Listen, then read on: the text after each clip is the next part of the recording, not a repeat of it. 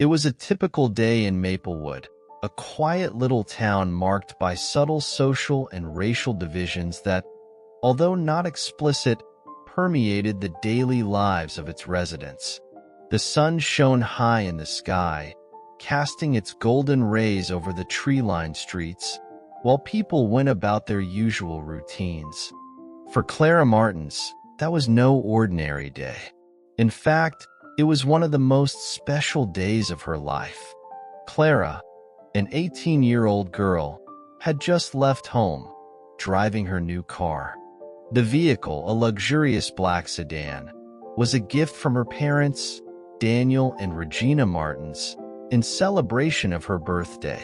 Her parents had always been tireless workers, dedicated to providing their daughter with the best they could, and that car was proof of how much they loved her and believed in her promising future. Driving through the streets of Maplewood in that car was more than just a task for Clara. It was a symbol of everything her parents had achieved, of all the effort and sacrifice they had made to give her the best opportunities. With a smile plastered on her face, she enjoyed every minute behind the wheel, imagining all the possibilities that this new chapter in her life would bring. As she drove, Clara didn't even notice the police car that began to follow her closely. Officer Evelyn Turner, a veteran of the local police department, was behind the wheel. Evelyn was known for her rigid posture and often for her excessive suspicion. For her, appearances mattered more than evidence, and in that moment, seeing a young black woman driving such an expensive car, her mind quickly made dangerous assumptions. Evelyn was accompanied by the young officer Anthony Silva, a newcomer to the department who was still trying to find his place in the police force. Anthony was different from Evelyn. He firmly believed in justice and in the right for everyone to be treated with dignity and respect, regardless of their appearance or social status. "See that girl over there?" Evelyn said, her eyes fixed on Clara's car. Her voice held a hint of thinly veiled contempt, a mixture of suspicion and prejudice that she didn't even try to hide. "It doesn't seem right to me that a young woman like her should be driving a car like that. I bet it's stolen." Anthony looked at the young woman from a distance. He didn't see anything wrong. In fact, she looked like just an ordinary teenager, happy with her new car. Maybe it's her car, or her parents. "We can't just assume the worst, Evelyn." But Evelyn had already made up her mind. She pressed the accelerator and turned on the police car's lights. The sirens began to blare, and Clara, surprised, glanced in the rearview mirror. Unable to understand what was happening, she signaled and pulled over. Her heart pounding, Clara rolled down the car window and waited as the officer approached. She had never had any trouble with the police before, so she couldn't imagine what could be wrong. When Evelyn approached, her expression was hard and cold. "What's going on, officer?" Clara asked, trying to remain calm, although her stomach was churning with anxiety. "Get out of the car," Evelyn ordered, without even explaining the reason for the stop. Her tone was authoritative, almost accusatory, and Clara felt a chill run down her spine. She knew something was wrong, but she still couldn't understand what it could be. "May I know why?" Clara asked, still trying to be polite. "I want to see the vehicle's documents," Evelyn replied impatiently. Clara, without hesitation, opened the glove compartment and took out the documentation that proved the car was legitimate, a gift from her parents. "This car was a gift from my parents for my 18th birthday. I have all the documents here, official." Evelyn took the papers, but didn't seem interested in examining them carefully. She had already made her assumptions, and in her mind, there was no room for another possibility. Do you expect me to believe that your parents bought this car? Come on, get out of the car and stay away from it. Clara began to feel the weight of injustice. I haven't done anything wrong. I have all the documents. Everything is in order. Her voice began to tremble, and tears of frustration began to form in her eyes. How could she prove that she was telling the truth when the officer seemed determined not to believe her? It was at this point that Anthony, seeing the situation worsening, decided to intervene. He knew that something was deeply wrong. Evelyn, the documents are correct. There is no reason to continue with this. I think we should let the young lady go. But Evelyn ignored him completely. Her gaze was fixed on Clara, as if she were trying to see beyond the surface, but all she saw was the reflection of her own prejudices. With a sudden movement, she opened the car door and pulled Clara out, handcuffing her without any valid justification. The situation quickly escalated. The situation got out of hand. Clara, now crying, tried to explain, but Evelyn wouldn't let her speak. Anthony, feeling increasingly helpless, tried once more to intercede, but was silenced by Evelyn's superior authority. At that moment, the injustice of the situation became clear to everyone except Evelyn. She was blinded by prejudice and arrogance, unable to see the truth that was right before her eyes. Clara, on the other hand, began to realize that she was involved in something much bigger than a simple police stop. That moment would be the beginning of a chain of events that would change her life forever. The sun was beginning to set in Maplewood, tinting the sky with shades of orange and pink, while chaos unfolded at the city's police station.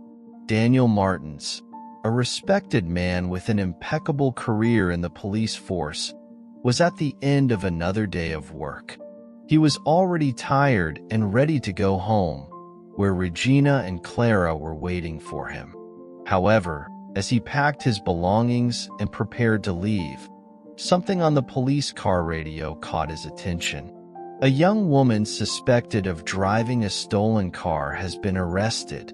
Black, approximately 18 years old. Name: Clara Martins.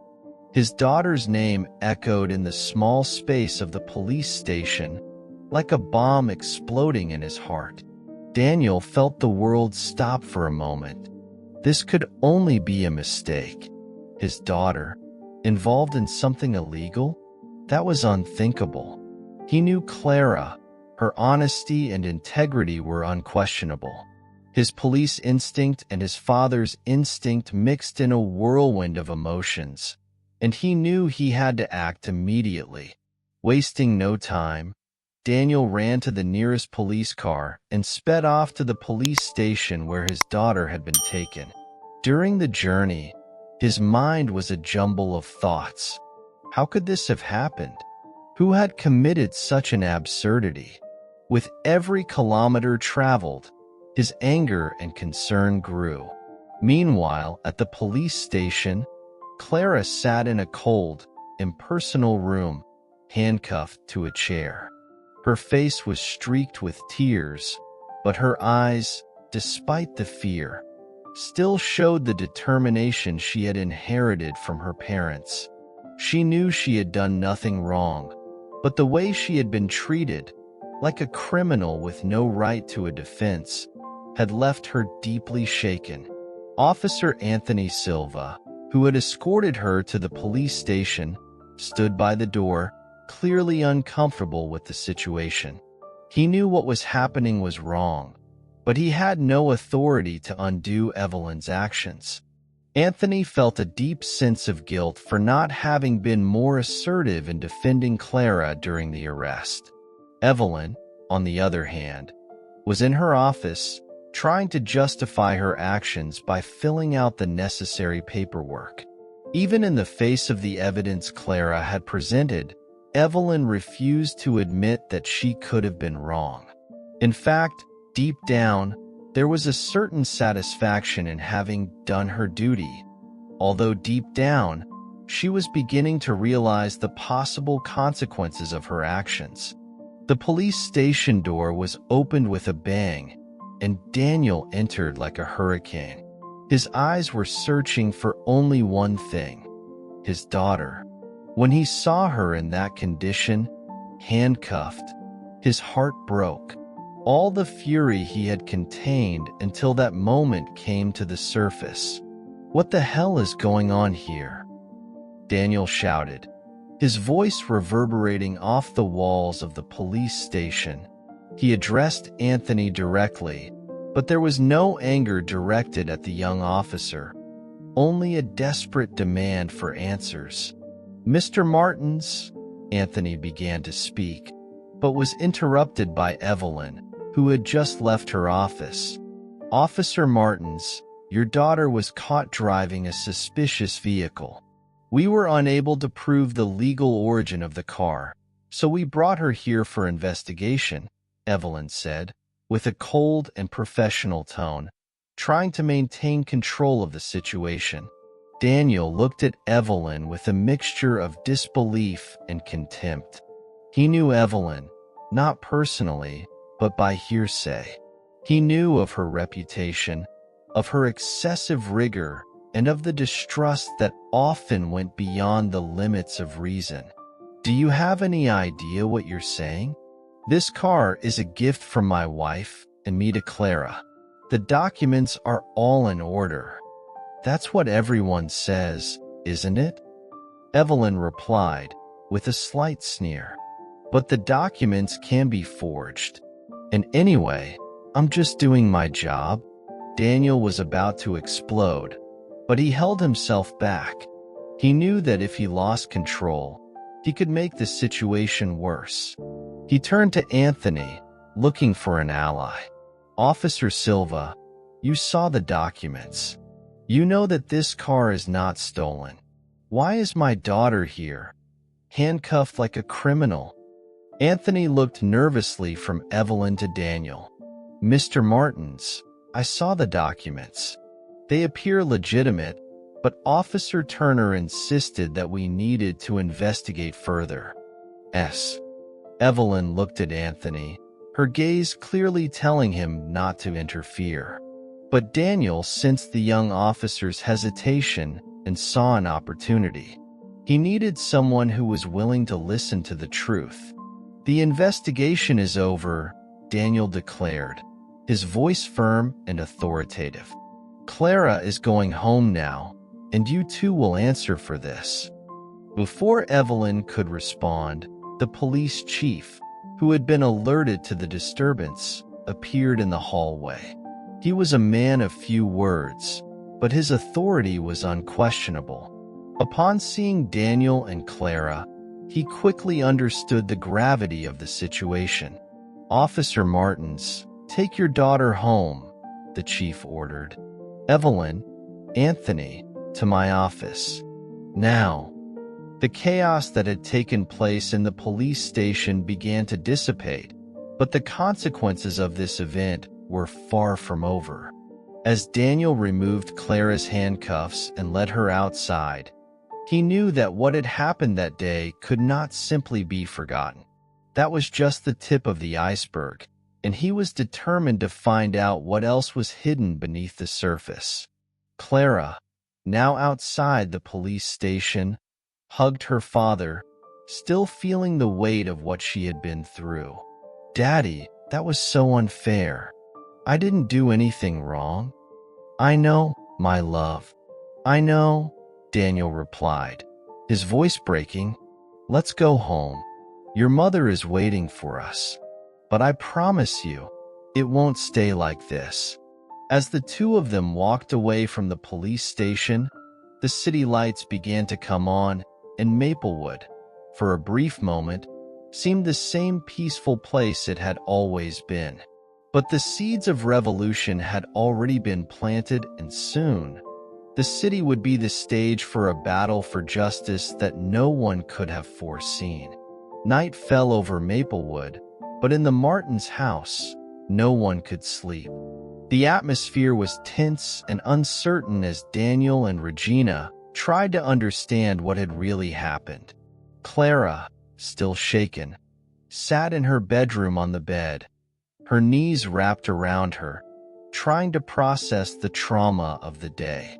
Regina, her maternal instincts in full swing, was always by her daughter's side, offering comfort and words of encouragement. Daniel paced the living room downstairs. He was furious, not only because of what had happened to Clara, but also because of what it meant for the state of the police department where he had worked for so many years. The image of Evelyn, arrogant and unshakable, haunted his mind. He knew there was more to this situation than simple police misconduct. Something much more sinister was going on behind the scenes. While Daniel was lost in thought, Regina came down the stairs, silent but with a determined look on her face. She also knew that what had happened could not be ignored. She sat down on the couch and called Daniel to sit next to her. "We have to do something," Regina began, her voice firm but full of concern. "Clara was treated like a criminal for no reason. This can't be left like this, Daniel." Daniel nodded, but he knew that going against Evelyn, and possibly other powerful figures in the police department, wouldn't be easy. "I agree, but we need to be careful. We don't know how far this will go. If Evelyn was so determined to incriminate our daughter, there may be others involved, and the consequences could be serious." Regina, always perceptive, suggested something Daniel didn't expect. "What if we start investigating on our own? We hire a private investigator, someone who can help us find out what's really going on in the department." Daniel looked at his wife, impressed. Regina had always had a sharp mind and unwavering determination. "Do you have someone in mind?" Regina smiled slightly. "Yes, Samuel Costa. Remember him? That childhood friend who became a private detective? He's always been trustworthy, and I'm sure he'll help us." Daniel nodded again. Samuel was known for his discretion and efficiency. If anyone could help them uncover the truth, it was him. "I'll call him tomorrow morning. We can't waste any time." While Regina and Daniel planned their next move, things were far from calming down at the police station. Evelyn and Anthony were in the police chief's office, being questioned about the day's events. The chief, a stern man with decades of experience, was not at all pleased. "What the hell were you thinking?" the chief began, his voice low but full of authority. "You detained the daughter of one of our best officers for no apparent reason. That's unacceptable." Evelyn, maintaining her defensive posture, replied, "Chief, I was just doing my job. Her behavior and the vehicle she was driving were suspicious. We can't just ignore that." The chief stared at her coldly. "Suspicious? You want me to believe that a young woman, with all her papers in order, who was clearly in her parents' car, is a suspect just because of what? The color of her skin?" Evelyn hesitated, but stood her ground. "Chief, I wasn't making assumptions based on race. I was following my intuition and protocol. If we don't act firmly, we risk letting criminals get away." Anthony, who had been silent until then, finally spoke up. "Chief, her papers were in order, and Clara was cooperative the whole time. I suggested we release her, but Officer Turner insisted on taking her to the police station." The chief took a deep breath, trying to remain calm. He knew that this incident could have serious repercussions, especially if Daniel decided to pursue the case further. "Listen, this cannot happen again. We are here to protect and serve, not to create unnecessary problems. If this gets out of hand, We will all be held accountable." After the meeting ended, Anthony left the office feeling even more uncomfortable with the situation. He had always wanted to be a police officer to do good, but now he found himself in the middle of an ethical mess that left him torn. Evelyn, on the other hand, was determined to protect her reputation at all costs. She knew she was in a delicate position, and if Daniel started digging deeper, he might find things she would rather keep buried. Later that night, when Evelyn got home, she began thinking of ways to protect herself. She knew that if Daniel investigated too deeply, he might discover her involvement in activities that went far beyond simple, unfounded suspicion. She needed to act quickly to make sure none of this came to light. Meanwhile, Daniel, still at home, couldn't sleep. What he didn't know was that by deciding to investigate Evelyn and her possible accomplices, he was about to uncover a web of corruption and betrayal much deeper than he had ever imagined. The next morning, Daniel called Samuel, who readily agreed to help. The private detective knew he was about to get involved in something complicated, but he also knew that Daniel was a man of honor and that if he was asking for help, it was because something very serious was at stake. "Daniel, I know you would never ask me for this if it wasn't important," Samuel said over the phone. "I'll start right away, but I need you to tell me everything you know, down to the smallest details. We're going to need every bit of information to take down whoever is behind this."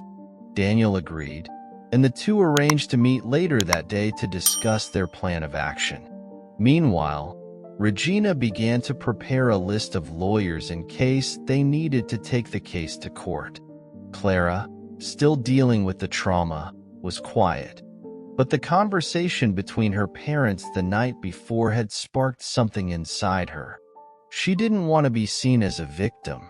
She knew she would have to be strong and, with the support of her family, she would face whatever came her way. As Anthony delved deeper into his investigation, he discovered that Evelyn had a history of involvement in controversial cases. Years earlier, she had participated in an operation that resulted in the arrest of several innocent people, something that was covered up by the administration at the time. Evelyn had a long-standing feud with Daniel, who, at the time, had exposed the operation but was unable to prevent the cover-up. This event was the beginning of Evelyn's distrust of anyone she believed to be out of place. Meanwhile, Evelyn was determined to destroy any evidence that could exonerate Clara. She knew that if the truth came out, her career would be over. The story begins to take on larger proportions when Regina, in her search for justice, discovers that Evelyn was involved in corruption schemes within the police force. She and Daniel realize that they are dealing with something much bigger than just a case of racism. Meanwhile, Clara tries to return to normality, but the shadow of what happened haunts her. She begins to have difficulties at school, with friends, and even at home. Evelyn, on the other hand, is increasingly cornered. Her paranoia increases, and she begins to make mistakes that only worsen her situation. Regina and Daniel, now aware of the true extent of corruption within the police department, begin to put together a plan to expose Evelyn and her accomplices. Daniel, still respected among his colleagues, begins to probe other officers, trying to identify who else is involved in the dirty schemes. Regina, in turn, hires a private investigator, Samuel, an old family friend, to gather concrete evidence that can bring Evelyn down. Meanwhile, Evelyn begins to realize that she is being investigated. The fear of being discovered leads her to make more mistakes. She tries to intimidate Anthony so that he will stop investigating, but the young officer, now more determined than ever, who never gives up, He is convinced that exposing the truth is the only way to clear his own name and protect Clara. Clara, on the other hand, is struggling with the trauma of the incident. She begins attending therapy sessions to deal with the anxiety and fear that have become part of her daily life. But at the same time, she decides that she will not hide. With the support of her parents, she begins to speak publicly about what happened, gaining the sympathy of the community and the local media. Samuel, the investigator, achieves a major victory when he discovers recordings that show Evelyn discussing the corruption schemes with other officials.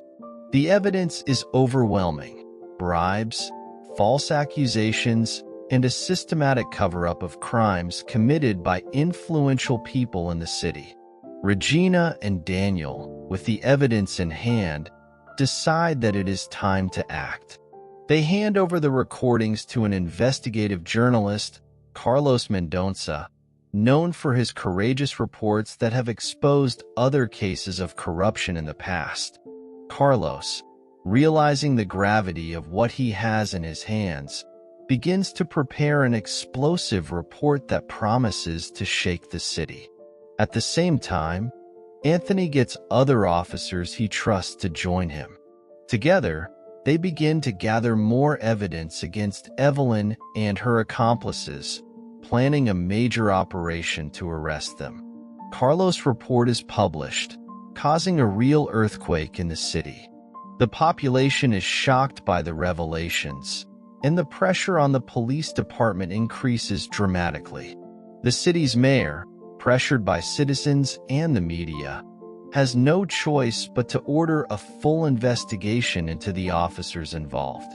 Evelyn, feeling the noose tightening, tries to escape, but is intercepted by Anthony and other officers loyal to Daniel.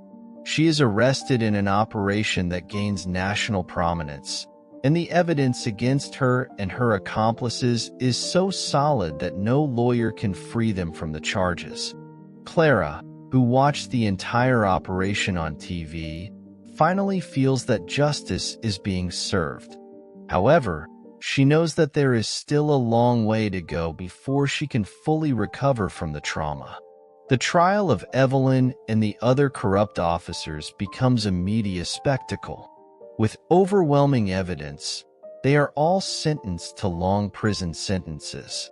During the trial, Evelyn tries to shift the blame onto her superiors and even Daniel, but her arguments are dismantled by the prosecution. Meanwhile, the city begins to reorganize. The new police chief promises a complete overhaul of the department, and Daniel is called in to help with the transition. He accepts the challenge, but on the condition that Anthony be promoted, in recognition of his courage and integrity. Regina, who has always been a strong woman, decides to use her experience to help other families who have gone through similar situations. She creates a foundation to provide legal and psychological support to victims of police abuse, becoming an influential figure in the fight for civil rights. With the end of the trial and the conviction of the guilty, Clara begins to rebuild her life. She graduates from high school and decides to study law, inspired by her family's struggle and the need for justice. Clara wants to become a civil rights lawyer so that others never have to go through what she did. Anthony, now a respected officer, grows closer to Clara's family. He and Clara develop a strong friendship based on mutual respect and a shared fight for justice. Little by little, their friendship begins to blossom into something more, bringing a new chapter of hope and love for both of them. The story ends with Clara and her family celebrating a new chapter in their lives, knowing that despite the adversities, they have prevailed. And with a new sense of purpose, Clara is ready to make a difference in the world, armed with the courage and resilience that her journey has taught her.